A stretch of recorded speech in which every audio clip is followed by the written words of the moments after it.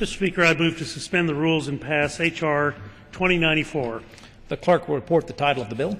H.R. 2094, a bill to amend the Public Health Service Act to increase the preference given in awarding certain asthma-related grants to certain states, those allowing trained school personnel to administer epinephrine and meeting other related requirements. Pursuant to the rule, the gentleman from Texas, Mr. Burgess, and the gentleman from North Carolina, Mr. Butterfield, will each control 20 minutes. The chair recognizes the gentleman from Texas. Mr. Speaker, I ask unanimous consent that all members have 5 legislative days in which to revise and extend their remarks and insert extraneous materials into the record on the bill. Without objection, so ordered. Mr. Speaker, I yield myself such time as I may consume. I rise in support and urge my colleagues to vote for H.R. 2094, the School Access to Emergency Epinephrine Act. Mr. Speaker, according to the CDC, out of every 13 American children has a food allergy, and that rate is rising. Some of these children can experience a severe allergic reaction known as anaphylaxis that can be deadly unless a medication called epinephrine is promptly administered.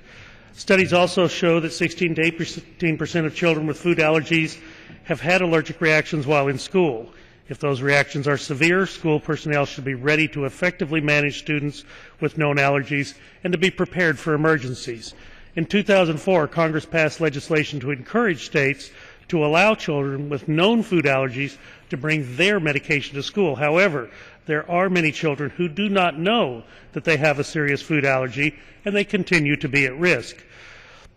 Currently, less than half of the states have legislation concerning the stocking of epinephrine in schools. Even in these states with legislation, there are a broad range of different provisions about who can administer the epinephrine. Keeping a stock of non-student specific epinephrine in schools is a life-saving measure and should be implemented nationwide.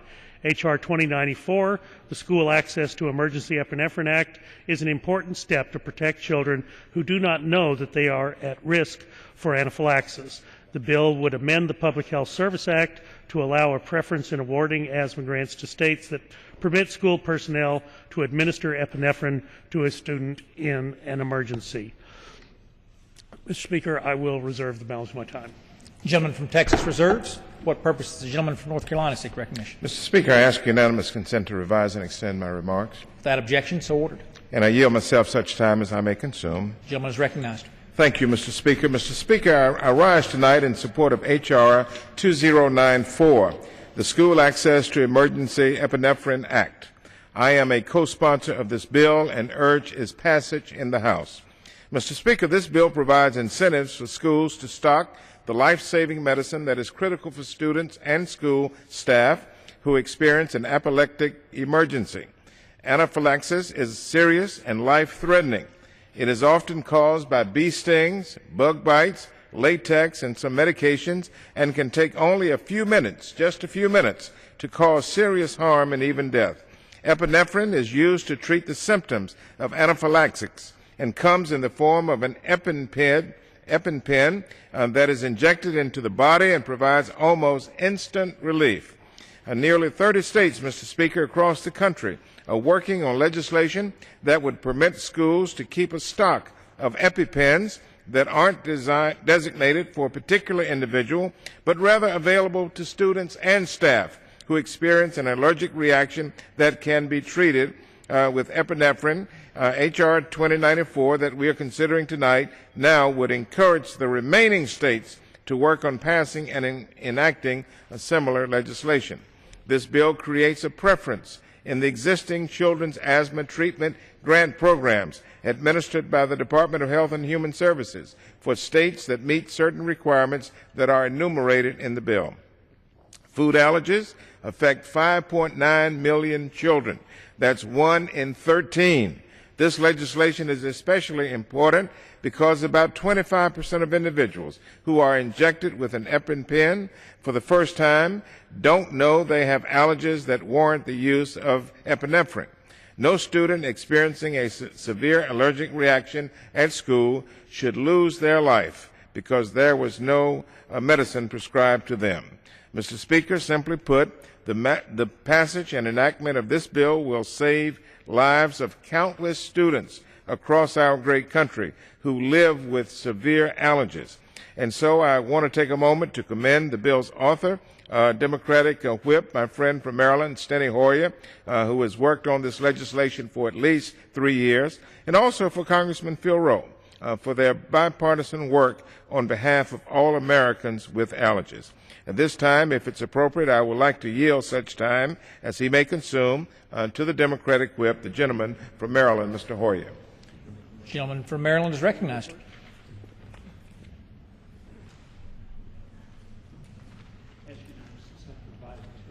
Without objection. I want to thank Dr. Burgess. I want to thank Mr. Butterfield for their leadership on this bill. But I certainly want to thank my friend, Dr. Phil Rowe, who has been a delight to work with. It's taken us a little bit of time, but we stayed after. We stayed after it because, as Dr. Burgess and Judge Butterfield have observed, this will save lives. This will save the lives of children. This will save the lives of children who do not know that they have an allergy which is life-threatening. I'm the grandfather of an 11-year-old little girl. I've been with her twice in the emergency room when she was but an infant and when she was slightly older than an infant. And I want to tell my colleagues a story, Madam Speaker, about my daughter who took Alexa to Disney World. They were walking down the pathway, one of the walkways at Disney World, and all of a sudden my granddaughter started wheezing heavily and having an allergic reaction. Now, she's extraordinarily allergic to peanut butter and peanuts.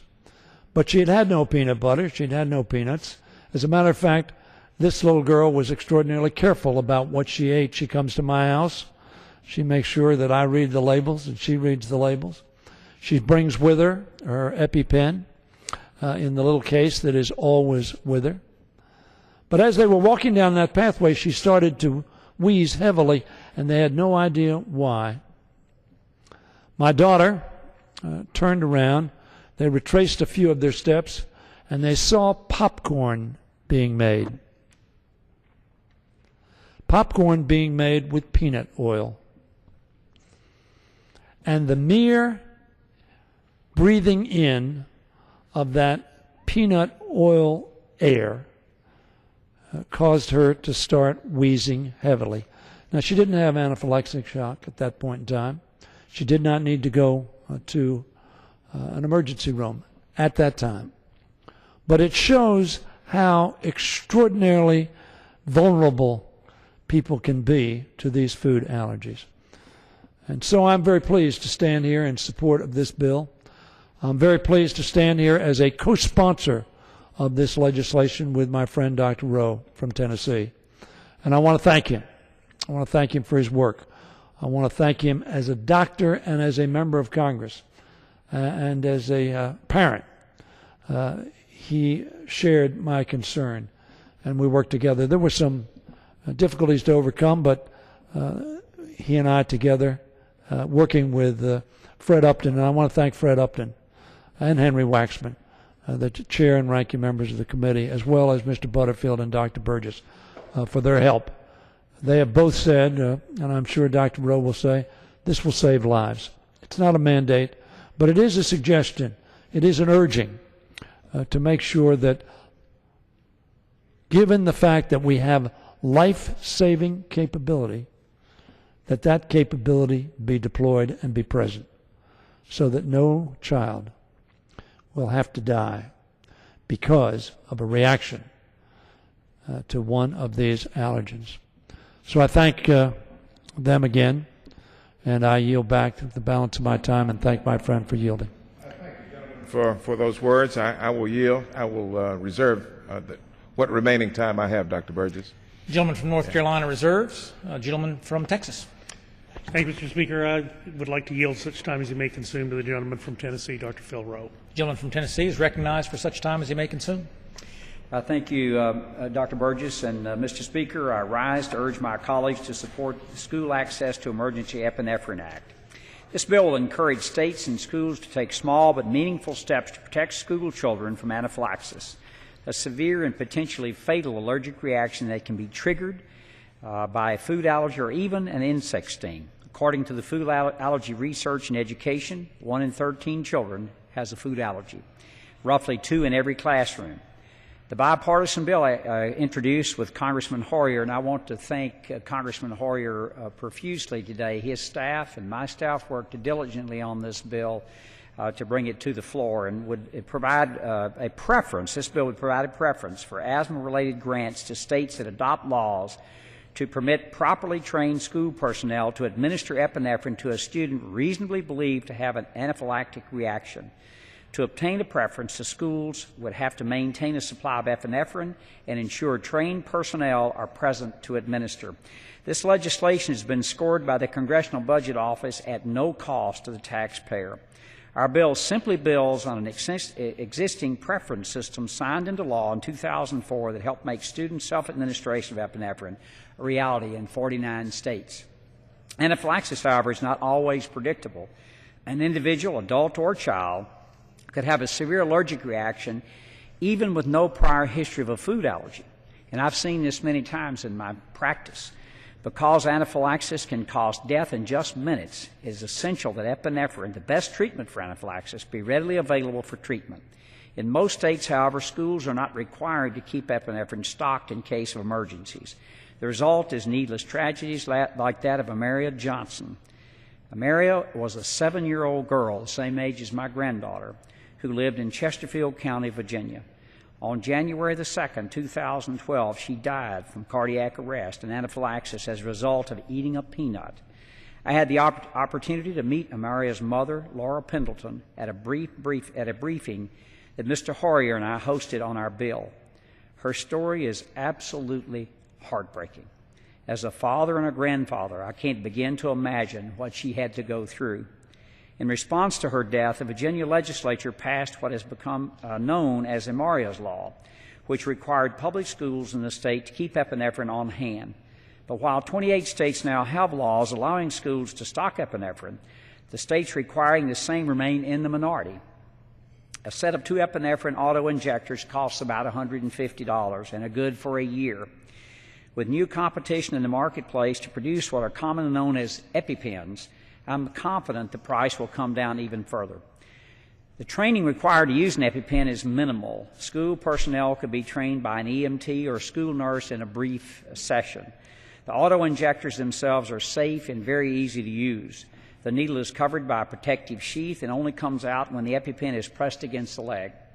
To make sure that teachers and other adults working at the school don't have to worry about a lawsuit for doing the right thing, our bill requires, as a condition of receiving preference for asthma-related grants, that the State Attorney General reviews existing civil liability protection laws and certifies that they provide adequate protection to the trained school personnel. I would like to thank the Democratic whip, Mr. Hoyer, who worked tirelessly on this, for being an outstanding partner in this process, and his story with his granddaughter is a compelling one.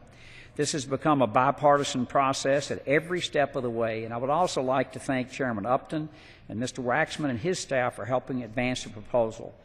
My hope is that this bill gives the states a little encouragement to ensure that what happened to Amaria doesn't ever happen to another child. I'd like to thank Mr. Butterfield, and I'd like to thank Dr. Burgess for allowing me to be here this afternoon, and I encourage my colleagues to join in supporting this bill. And I yield back the balance of my time. The gentleman yields back. Gentleman from Texas reserves. Gentleman from North Carolina. Mr. Speaker, it doesn't appear that I have any more speakers, and with that, I will surrender the balance of my time. The gentleman yields back. Yes. Gentleman from Texas. Mr. Speaker, as a physician, a parent, grandparent, I share the same fears that we've heard discussed this evening, and I'm worried that schools may not be prepared to act quickly in an emergency. Please support this legislation. I urge everyone on the floor to vote in favor of H.R. 2094 and yield back the balance of my time. The gentleman yields back. The question is, will the House suspend the rules and pass H.R. 2094? Those in favor will say aye. Those opposed will say no. In the opinion of the chair, 2/3 being in the affirmative, the rules are suspended, the bill is passed, and without objection, the motion to reconsider is laid upon the table.